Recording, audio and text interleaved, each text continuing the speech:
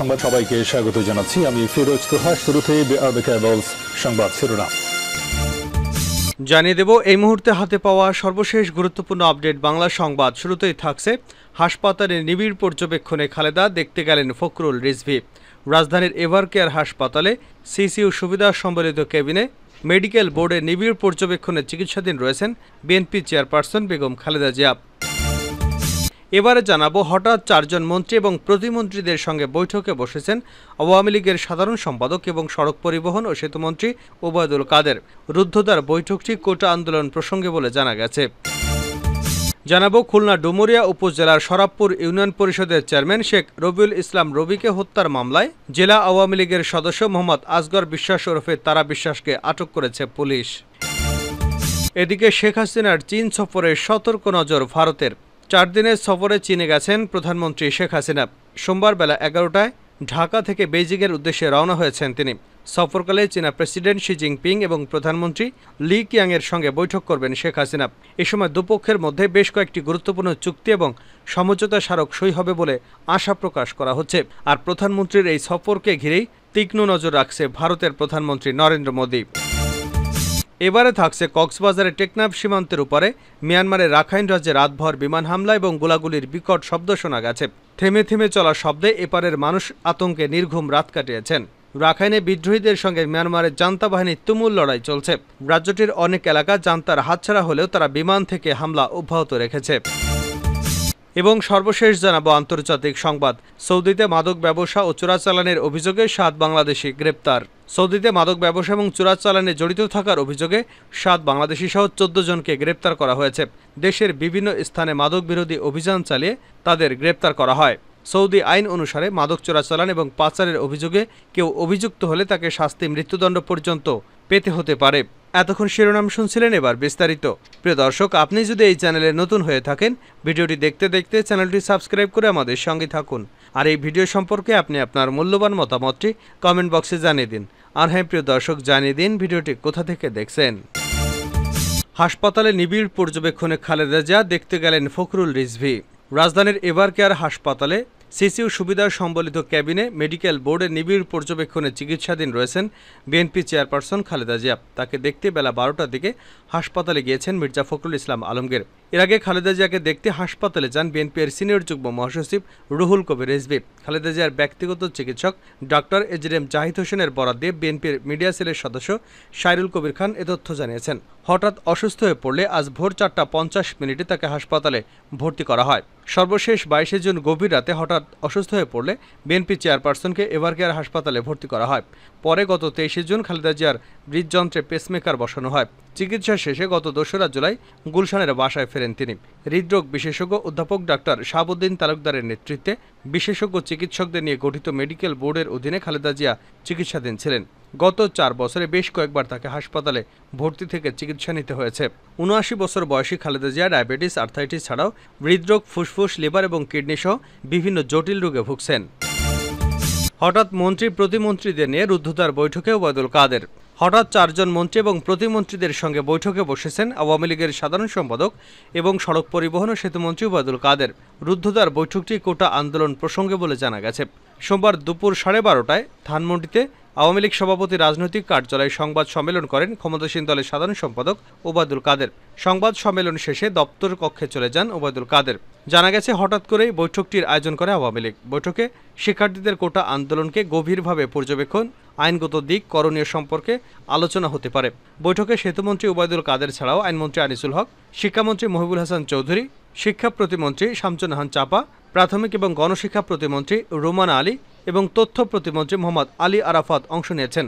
এর আগে সংবাদ সম্মেলনে ওবায়দুল কাদের বলেন, এই কোটা আন্দোলনে পলিটিক্সের উপাদান যুক্ত হয়ে গেছে।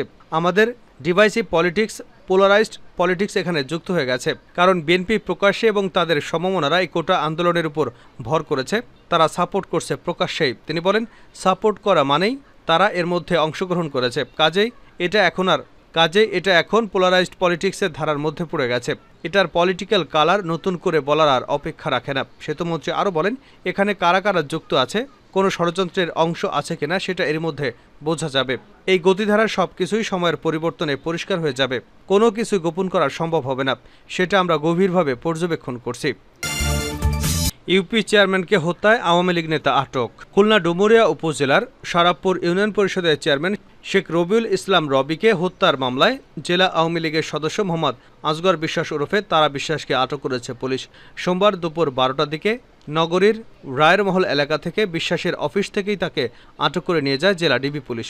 ডুমুরিয়া থানার ভারপ্রাপ্ত কর্মকর্তা সুকান্ত সাহার নেতৃত্বে জেলা ও মেট্রোপলিটন পুলিশের 2টি টিম দুপুর 1টা থেকে তারা বিশ্বাসের অফিসে তল্লাশি চালায়। তবে ওসি সুকান্ত সাহা তাৎক্ষণিকভাবে কোনো কথা বলতে রাজি হননি।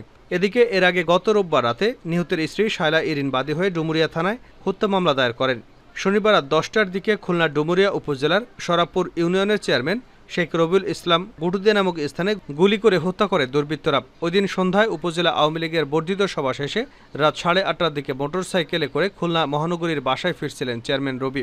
খুলনা সাতক্ষীরা মহাসড়কের গটুদিয়া স্কুলের কাছে পৌঁছলে কয়েকজন দুর্বৃত্ত তাকে লক্ষ্য করে গুলি করে।